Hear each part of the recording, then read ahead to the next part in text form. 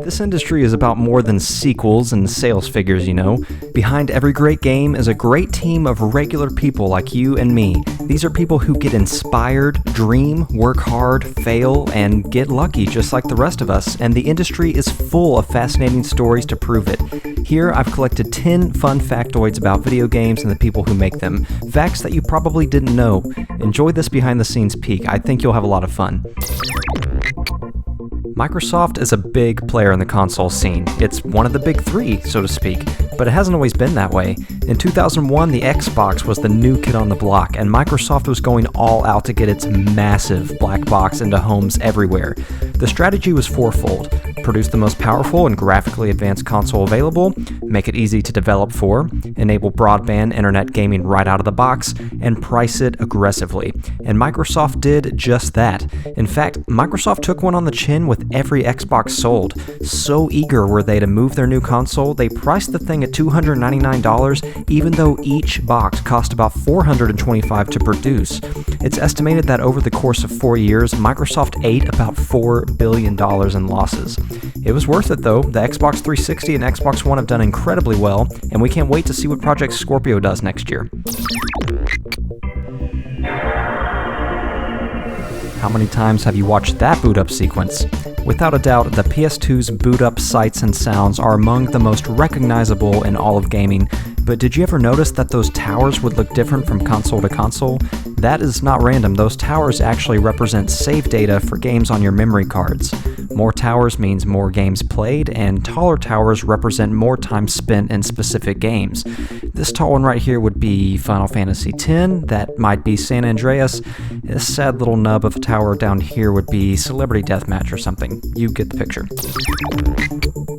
Devil May Cry was one of the most innovative and badass action games when it released on the PS2 in 2001, but would you believe it actually began its life as Resident Evil 4? Capcom began work on Resident Evil 4 after director Hideki Kamiya had the idea to take the series in a cooler, edgier direction. Deep into development, producer Shinji Mikami realized that the new gameplay, demonic enemies, and cool new protagonists simply did not fit in the Resident Evil universe. The game was straying too far from the series' survival horror roots. He convinced the team to continue working on the game as a completely new entity. The protagonist's name was changed to Dante, and Devil May Cry was born. Resident Evil 4 as we know it wouldn't be released for another 4 years.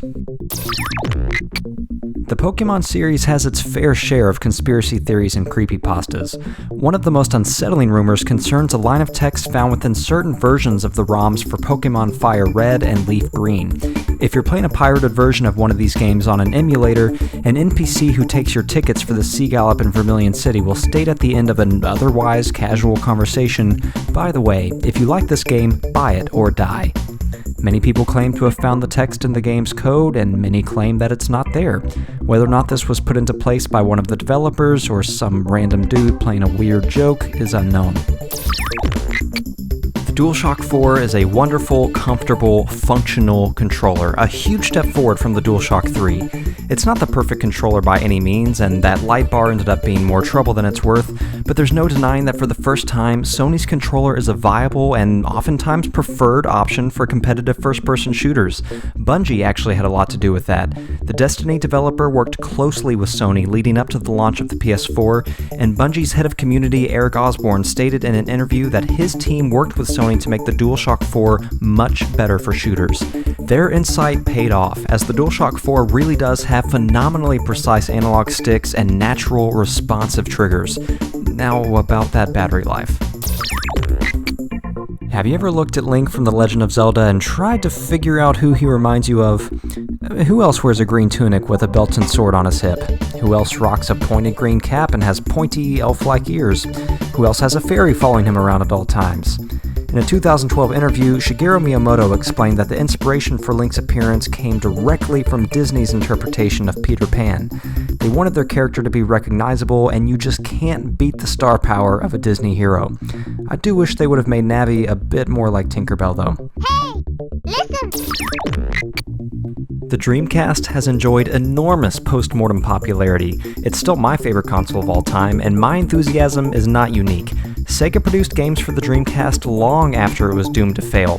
Puyo Pop Fever was the last game Sega produced for the console, which came out 3 years after the Dreamcast had been discontinued.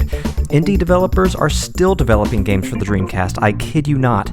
These can be found easily online, and due to the fact that burning and playing your own Dreamcast games is incredibly easy, the underground Neo Dreamcast game scene is thriving. Hello Games, developer of No Man's Sky, is a pretty cool bunch of dudes. As the hype around No Man's Sky peaks with the game's release, stories and information about Sean Murray and his studio are making the rounds. I was astounded to learn that if you 100% complete either of Hello Games' last 2 games, Joe Danger or Joe Danger 2, you were given a secret code and email address you could use to get in touch with the team. Stories abound of players getting personalized responses from Sean himself, thanking them for playing the games and linking them to exclusive behind-the-scenes and making-of content. That kind of passion is why you can count on Hello Games to continue to succeed. The Super Game Boy was like something out of the future. This $60 cartridge adapter allowed you to play Game Boy games on your regular TV and even added color. It was so cool. What you might not have realized as a kid is that the Super Game Boy was more special than it appeared. This was no mere adapter. It turns out the Super Nintendo isn't powerful enough to emulate Game Boy games. The Super Game Boy cartridge actually housed Game Boy guts on the inside, and it was the Super Game Boy that processed and played the games. Your Super Nintendo was just there for controller input to add a little color and get the image up on your TV screen. Don't think too poorly of the Super Nintendo though. Remember, emulation is hard. In this age of 4K gaming and virtual reality, we're just now perfecting the emulation of Nintendo 64 and GameCube games.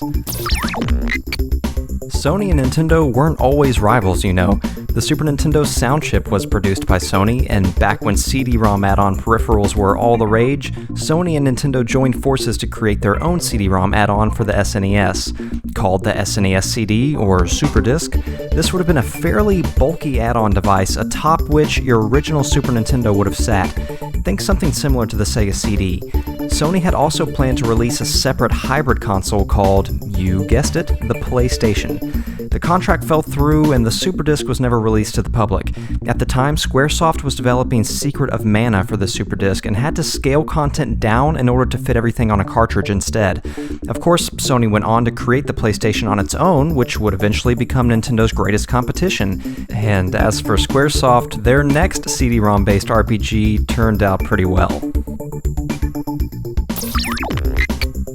We made it! Thanks so much for sticking around. I hope you had a lot of fun and maybe learned a thing or two.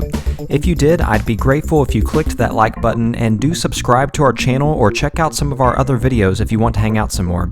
Don't forget to visit us at cheatcc.com where you'll find loads of articles, reviews, guides, and exploits for all of your favorite games. You can also keep up with us on Facebook and Twitter. I'm Matthew Hayes, and I'll see you guys again real soon.